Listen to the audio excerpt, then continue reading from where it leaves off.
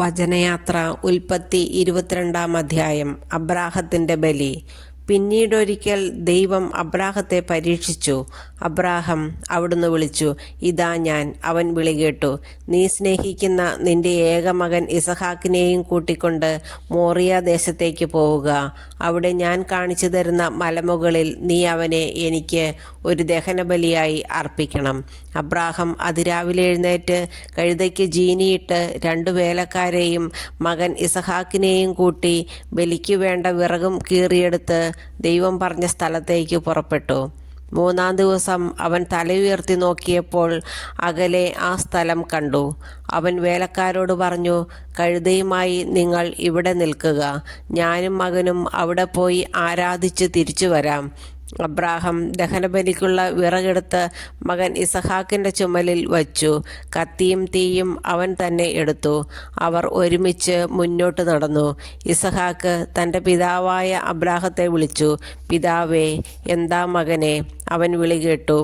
ഇസഹാക്ക് പറഞ്ഞു, തീയും വിറകുമുണ്ടല്ലോ, എന്നാൽ ദഹനബലിക്കുള്ള കുഞ്ഞാടെവിടെ? അവൻ മറുപടി പറഞ്ഞു, ബലിക്കുള്ള കുഞ്ഞാടിനെ ദൈവം തന്നെ തരും. അവരൊന്നിച്ച് മുന്നോട്ടു പോയി. ദൈവം പറഞ്ഞ സ്ഥലത്തെത്തിയപ്പോൾ അബ്രാഹം അവിടെ ഒരു ബലിപീഠം പണിതു. വിറക് അടുക്കി വച്ചിട്ട് ഇസഹാക്കിനെ ബന്ധിച്ച് വിറകിനു മീതെ കിടത്തി. മകനെ ബലി കഴിക്കാൻ അബ്രാഹം കത്തി കയ്യിലെടുത്തു. തൽക്ഷണം കർത്താവിൻ്റെ ദൂതൻ ആകാശത്തുനിന്ന് അബ്രാഹം അബ്രാഹം എന്ന് വിളിച്ചു. ഇതാ ഞാൻ. അവൻ വിളി കേട്ടു. കുട്ടിയുടെ മേൽ കൈവയ്ക്കരുത്, അവനെ ഒന്നും ചെയ്യരുത്. നീ ദൈവത്തെ ഭയപ്പെടുന്നുവെന്ന് എനിക്കിപ്പോൾ ഉറപ്പായി. കാരണം നിന്റെ ഏകപുത്രനെ എനിക്ക് തരാൻ നീ മടി കാണിച്ചില്ല. അബ്രാഹം തലപൊക്കി നോക്കിയപ്പോൾ തൻ്റെ പിന്നിൽ മുൾച്ചെടികളിൽ കൊമ്പുടക്കി കിടക്കുന്ന ഒരു മുട്ടാടിനെ കണ്ടു. അവൻ അതിനെ മകനു പകരം ദഹനബലി അർപ്പിച്ചു. അബ്രാഹം ആ സ്ഥലത്തിന് യാഹ്വേ ഇരെ എന്ന് പേരിട്ടു. കർത്താവിൻ്റെ മലയിൽ അവിടുന്ന് വേണ്ടത് പ്രദാനം ചെയ്യുന്നുവെന്ന് ഇന്നുവരെയും പറയപ്പെടുന്നു. കർത്താവിൻ്റെ ദൂതൻ ആകാശത്തു നിന്ന് വീണ്ടും അബ്രാഹത്തെ വിളിച്ചു പറഞ്ഞു, കർത്താവ് അരുളി ചെയ്യുന്നു, നീ നിന്റെ ഏകപുത്രനെ പോലും എനിക്ക് തരാൻ മടിക്കായ്ക കൊണ്ട് ഞാൻ ശപഥം ചെയ്യുന്നു. ഞാൻ നിന്നെ സമൃദ്ധമായി അനുഗ്രഹിക്കും. നിന്റെ സന്തതികളെ ആകാശത്തിലെ നക്ഷത്രങ്ങൾ പോലെയും കടൽ തീരത്തിലെ മണൽത്തരി പോലെയും ഞാൻ വർദ്ധിപ്പിക്കും. ശത്രുവിൻ്റെ നഗര കവാടങ്ങൾ അവർ പിടിച്ചെടുക്കും. നീ എൻ്റെ വാക്ക് അനുസരിച്ചതുകൊണ്ട് നിന്റെ സന്തതിയിലൂടെ ലോകത്തിലെ ജനതകളെല്ലാം അനുഗ്രഹിക്കപ്പെടും.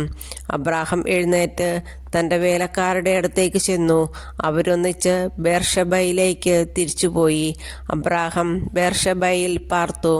തൻ്റെ സഹോദരനായ നാഹോറിന് മിൽക്കായിൽ മക്കളുണ്ടായ വിവരം അബ്രാഹം അറിഞ്ഞു.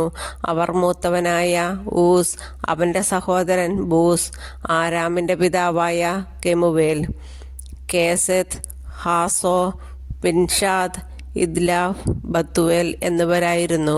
ബത്തുവേൽ റെബേക്കായുടെ പിതാവായിരുന്നു. അബ്രാഹത്തിൻ്റെ സഹോദരനായ നാഹോറിന് മിൽക്കായിലുണ്ടായവരാണ് ഈ 8 പേരും.